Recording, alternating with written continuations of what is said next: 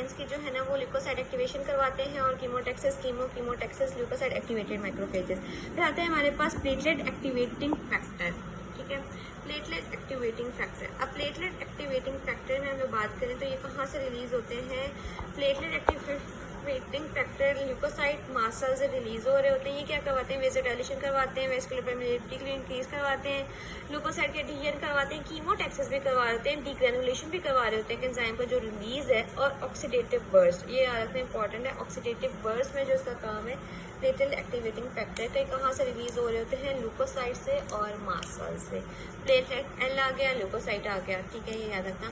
फिर कंप्लीमेंट जो है, अब कंप्लीमेंट सिस्टम इसमें क्या है? ये जो प्रोटीन्स है ये प्लाज्मा, ठीक है, प्लाज्मा से ये लिवर से प्रोड्यूस्ड हो रही होती हैं। ये क्या करवाती हैं? कंप्लीमेंट। एक तो ये ल्यूकोसाइट की कीमोटैक्सिस करवा रही होती है, एक्टिवेशन करवा रही होती है। फिर हम लोगों ने देखा है कि ये डायरेक्ट अटैक में कंप्लीमेंट इन्वॉल्व होता है, ठीक है। ये वेसोडाइलेशन भी करवा होता है कि मास्ट सेल की स्टिमुलेशन करवाता है जो कंप्लीमेंट सिस्टम है, और वेसोडाइलेशन करवा रहा होता है। फिर काइनेंस भी प्लाज्मा में होते हैं, ये लिवर में प्रोड्यूस होते हैं। ये क्या करते हैं कि ये भी वेस्कुलर परमेबिलिटी को इंक्रीज करवाते हैं, स्मूथ मसल की कॉन्ट्रैक्शन करवा देते हैं। काइनेंस स्मूथ मसल की कॉन्ट्रैक्शन, ये वाहिद इसमें आया कि स्मूथ मसल की कॉन्ट्रैक्शन काइनेंस करवा रहा है।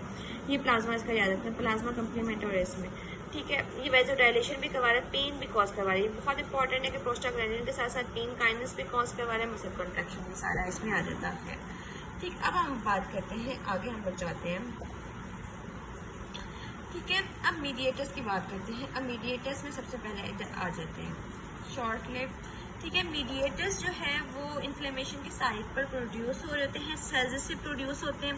देखो अब दो टाइप के मीडिएटर्स होते हैं, या तो वो सेल से ड्राइव्ड होते हैं, ठीक है, इन्फ्लेमेशन में सेल से ड्राइव्ड हो रहे होते हैं, या ये सर्कुलेटिंग आप ब्लड वेसल से आ रहे होते हैं मीडिएटर्स, ठीक है। इनएक्टिव जो सर्कुलेशन में इनएक्टिव प्रीकर्सर से जो है उधर से आके एक्टिवेट होते हैं साइट ऑफ इन्फ्लेमेशन में।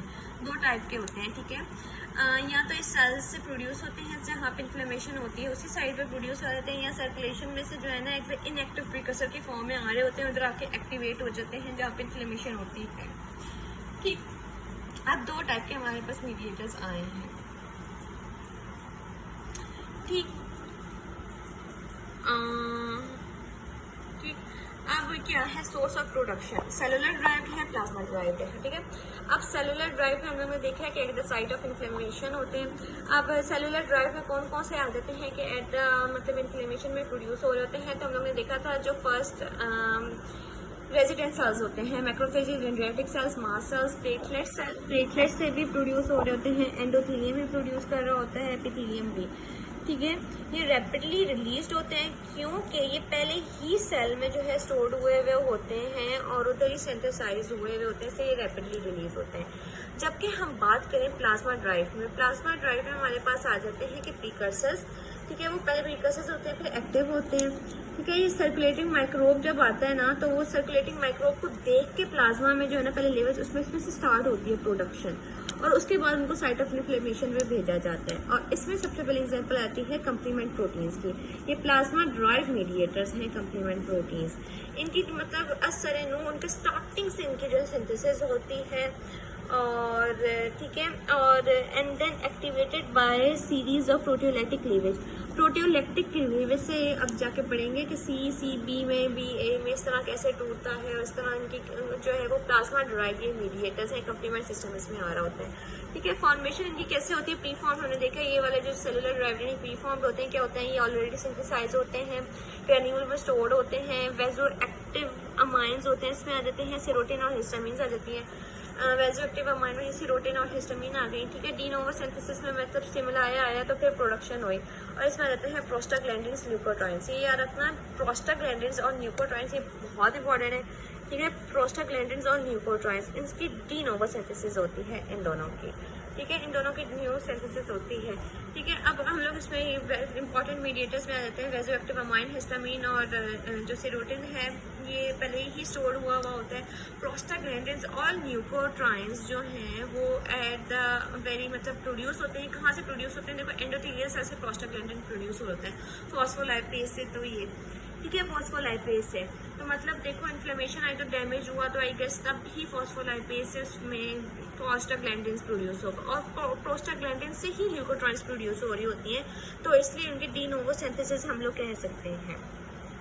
ठीक, अब इसमें से अगर ठीक है, ये हम लोग ने पढ़ लिया macrophages dendritic cells derive mediators are important for reaction against offending plasma derive mediators, जिसमें कॉम्प्लीमेंट प्रोटीन्स आ जाती हैं, सर्कुलेशन में लिवर से प्रोड्यूस हो रही होती है मेनली में। ठीक है, उसके बाद एक्टिव मीडिएटर्स आर प्रोड्यूस जो है वो स्टिमुलेट इन्फ्लेमेशन में प्रोड्यूस हो रहे होते हैं। अब जो मोस्टली मीडिएटर्स होते हैं ना वो शॉर्ट लिव्ड होते हैं। ठीक है, अब उन्हें कहा है मोस्टली मीडिएटर्स शॉर्ट लिव्ड होते हैं और इनहिबिट हो जाते हैं, मतलब इन्हें एक्टिवेट हो जाते हैं, इनएक्टिवेटेड हो जाते हैं एंजाइम से या अदरवाइज स्कैवेंजर या इनहिबिटेड।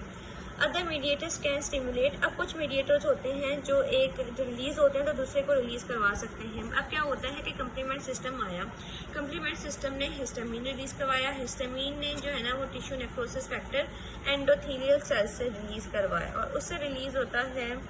ठीक है, नहीं हिस्टामीन रिलीज करवाया, हिस्टामीन जो है वो टिश्यू नेक्रोसिस फैक्टर पे जो है वो साइटोकाइन, ठीक है, हिस्टामीन और देखो हिस्टामीन रिलीज हुआ है और साइटोकाइन, हिस्टामीन और टिश्यू नेक्रोसिस फैक्टर। अब ये एंडोथेलियल सेल से जो है ना प्रोडक्शन करवाएगा इंटरल्यूकिन 2 की और कीमोकाइंस की। इस तरह इनके जो है ना आगे से स्टार्ट हो जाते हैं। क्या हुआ, सबसे पहले कंप्लीमेंट सिस्टम आया, कंप्लीमेंट सिस्टम ने हिस्टामीन रिलीज करवाया, हिस्टामीन का हमने देखा वैसोडाइलेशन करवा रहा होता है, परमेबिलिटी को इंक्रीज कर रहा होता है। ठीक है, और ये टिश्यू नेक्रोसिस फैक्टर को भी इसने रिलीज करवाया था। अब जो टिश्यू नेक्रोसिस फैक्टर है ना वो जाके एक्ट करते हैं एंडोथेलियल सेल्स पे, एंडोथेलियल सेल्स इंटरल्यूकिन 2 और कीमोकाइन रिलीज होता है।